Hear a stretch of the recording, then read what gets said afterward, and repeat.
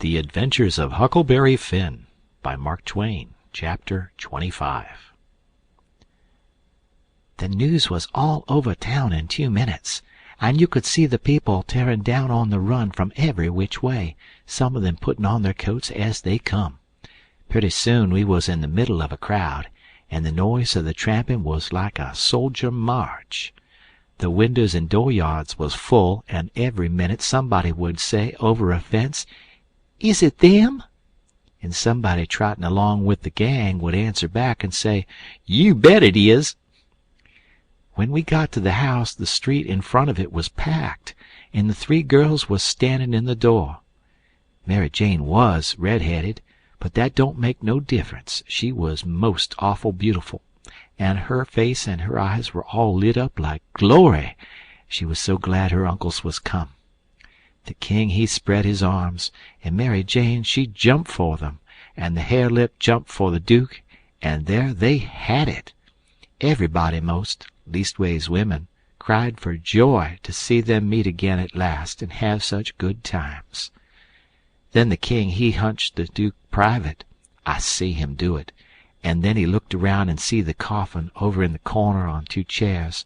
So then him and the duke, with a hand across each other's shoulder, and t'other hand to the eyes, walked slow and solemn over there, everybody dropping back to give them room, and all the talk and noise stopping, people saying shh, and all the men taking their hats off and drooping their heads, so you could have heard a pin fall. And when they got there, they bent over and looked in the coffin and took one sight, and then they bust out a-crying so you could have heard them to Orleans most. And then they put their arms around each other's necks and hung their chins over each other's shoulders, and then for 3 minutes, or maybe 4, I never seen 2 men leak the way they done. And mind you, everybody was doing the same, and the place was that damp I never see anything like it. Then one of them got on one side of the coffin, and the other on the other side, and they kneeled down and rested their foreheads on the coffin, and let on to pray all to themselves. Well, when it come to that, it worked the crowd like you never see anything like it, and everybody broke down and went to sobbing right out loud. The poor girls, too, and every woman, nearly, went up to the girls without saying a word and kissed them solemn on the forehead, and then put their hand on their head and looked up towards the sky with the tears running down, and then busted out and went off sobbing and swabbing, and give the next woman a show. I never see anything so disgusting. Well, by and by the king he gets up and comes forward a little, and works himself up and slobbers out a speech all full of tears and flapdoodle about its being a sore trial for him and his poor brother to lose the diseased, and to miss seeing diseased alive after the long journey of 4,000 mile. But it's a trial that's sweetened and sanctified to us by this dear sympathy and these holy tears, and so he thanks them out of his heart and out of his brother's heart, because out of their mouths they can't, words being too weak and cold, and all that sort of rot and slush, till it was just sickening. And then he blubbers out a pious goody-goody amen, and turns himself loose and goes to crying fit to bust. And the minute the words were out of his mouth, somebody over in the crowd struck up the doxologer, and everybody joined in with all their might, and it just warmed you up and made you feel as good as church letting out. Music is a good thing, and after all that soul butter and hogwash I never see it freshen up things so, and sound so honest and bully. Then the king begins to work his jaw again, and says how him and his nieces would be glad if a few of the main principal friends of the family would take supper here with them this evening, and help set up with the ashes of the diseased, and says if his poor brother layin' yonder could speak, he knows who he would name, for they was names that was very dear to him, and mentioned often in his letters, and so he will name the same, to wit, as follows, viz., Reverend Mr. Hobson, and Deacon Lot Hovey, and Mr. Ben Rucker, and Abner Shackelford, and Levi Bell, and Dr. Robinson, and their wives, and the widow Bartley. Reverend Hobson and Dr. Robinson was down to the end of the town a-huntin' together.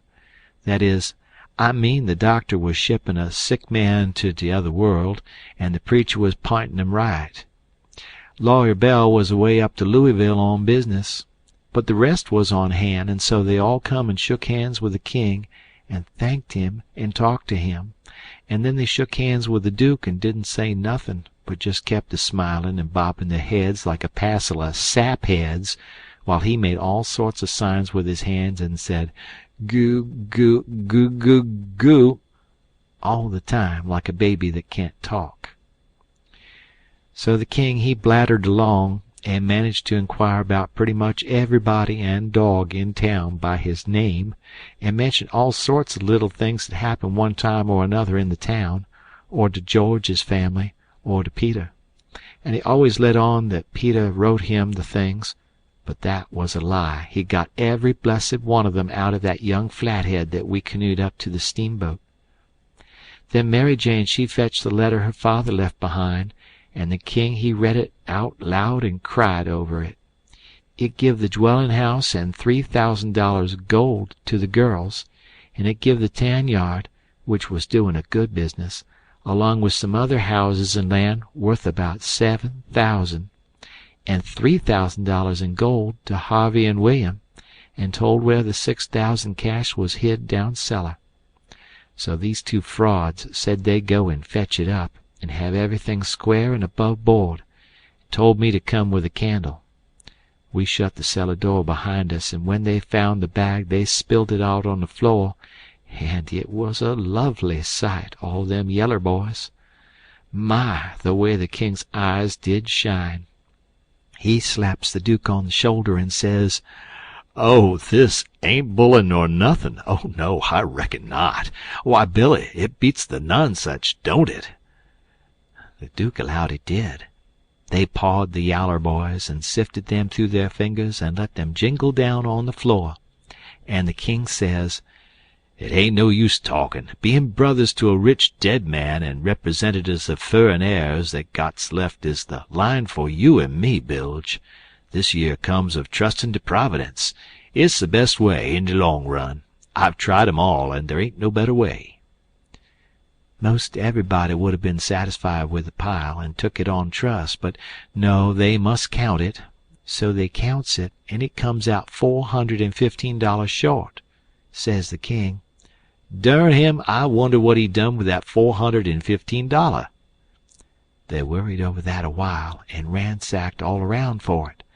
Then the Duke says, "Well, he was a pretty sick man, and likely he made a mistake. I reckon that's the way of it. The best way is to let it go and keep still about it. We can spare it." "Oh, shucks, yes, we can spare it. I don't keer nothin' about that. It's the count I'm thinkin' about. We want to be awful square and open above board here, you know. We want to lug this here money upstairs and count it before everybody. Then there ain't nothin' suspicious. But when the dead man says the $6,000, you know, we don't want to—" "Hold on," says the Duke. "Let's make up the deficit." And he begun to haul out yaller boys out of his pocket. "It's a most amazin' good idea, Duke. You have got a rattlin' clever head on you," says the king. "Blest if the old nonsuch ain't a-helpin' us out agin." And he begun to haul out yaller jackets and stack them up. It most busted them, but they made up the $6,000 clean and clear. "Say," says the Duke, "I've got another idea. Let's go upstairs and count this money and then take and give it to the girls." "Good land, Duke, let me hug you. It's the most dazzlin' idea 'at ever a man struck. You have certainly got the most astonishin' head I ever see. Oh, this is the boss dodge. There ain't no mistake about it. Let 'em fetch along their suspicions now if they want to. This'll lay 'em out." When we got upstairs, everybody gathered around the table, and the king he counted it and stacked it up, $300 in a pile, 20 elegant little piles. Everybody looked hungry at it, and licked their chops. Then they raked it into the bag again, and I see the king begin to swell himself up for another speech. He says, "Friends all, my poor brother that lays yonder has done generous by them that's left behind in the vale of sorrers. He has done generous by these yer poor little lambs that he loved and sheltered, and that's left fatherless and motherless. Yes, and we that knowed him knowed that he would have done more generous by them if he hadn't been afeard of wounding his dear William and me. Now, wouldn't he? There ain't no question about it in my mind. Well, then, what kind of brothers would it be that'd stand in his way at such a time? And what kind of uncles would it be that'd rob, yes, rob, such poor sweet lambs as these that he loves so at such a time? If I know William, and I think I do, well, I'll just ask him." He turns around and begins to make a lot of signs to the Duke with his hands, and the Duke he looks at him stupid and leather-headed a while. Then all of a sudden he seems to catch his meaning, and jumps for the king, goo-gooing with all his might for joy, and hugs him about 15 times before he lets up. Then the king says, "I knowed it. I reckon that'd convince anybody the way he feels about it. Here, Mary Jane, Susan, Joanna, take the money. Take it all. It's the gift to him that lays yonder, cold but joyful." Mary Jane, she went for him. Susan and the hare-lip went for the Duke, and then such another hugging and kissing I never see yet. And everybody crowded up with the tears in their eyes, and most shook the hands off of them frauds, saying all the time, "You dear good souls, how lovely! How could you?" Well, then, pretty soon all hands got to talking about the diseased again, and how good he was, and what a loss he was, and all that.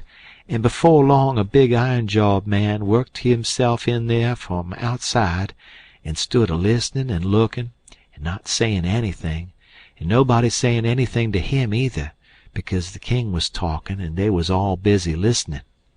The king was saying, in the middle of something he'd started in on, "They being particular friends of the diseased, that's why they're invited here this evening. But tomorrow we want all to come, everybody, for he respected everybody, he liked everybody, and so it's fitting that his funeral orgies should be public." And so he went a-mooning on and on, liking to hear himself talk. And every little while he fetched in his funeral orgies again, till the Duke he couldn't stand it no more, and he writes on a little scrap of paper, "Obsequies, you old fool," and folds it up, and goes to goo-gooing and reaching it over people's heads to him. The king he reads it and puts it in his pocket and says, "Poor William, afflicted as he is, his heart's always right. Asked me to invite everybody to come to the funeral.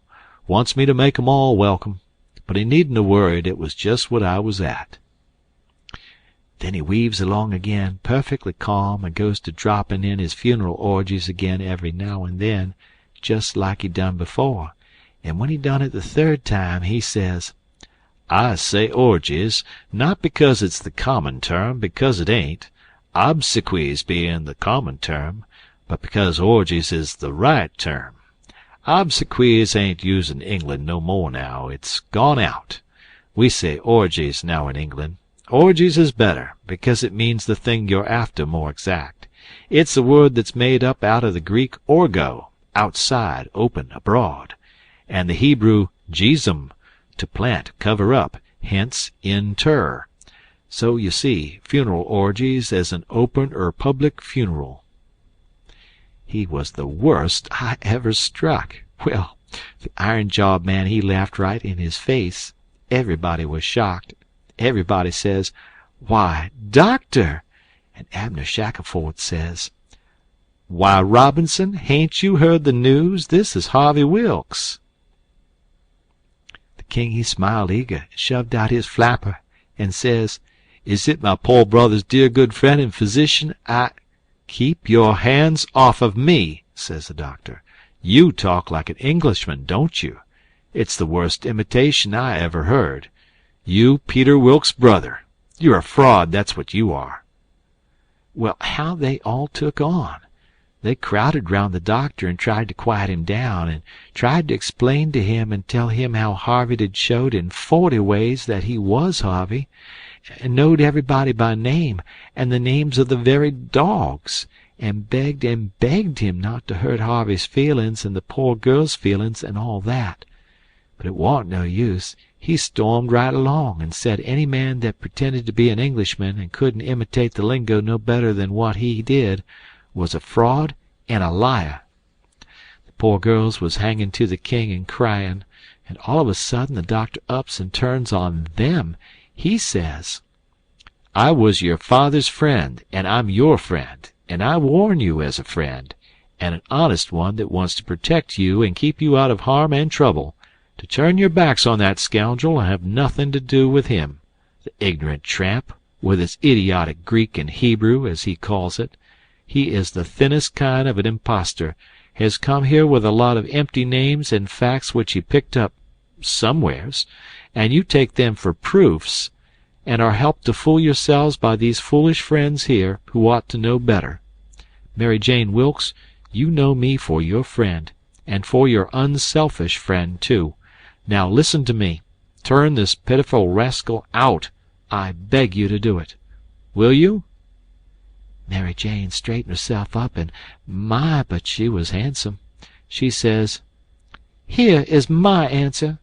She hove up the bag of money and put it in the king's hands, and says, "Take this $6,000 and invest it for me and my sisters any way you want to, and don't give us no receipt for it."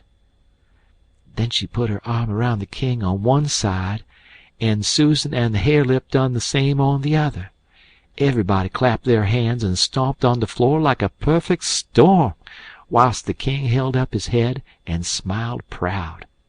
The doctor says, "All right, I wash my hands of the matter, but I warn you all that a time's comin' when you're going to feel sick whenever you think of this day." And away he went. "All right, doctor," says the king, kind of mocking him. "We'll try and get 'em to send for you," which made 'em all laugh, and they said it was a prime good hit.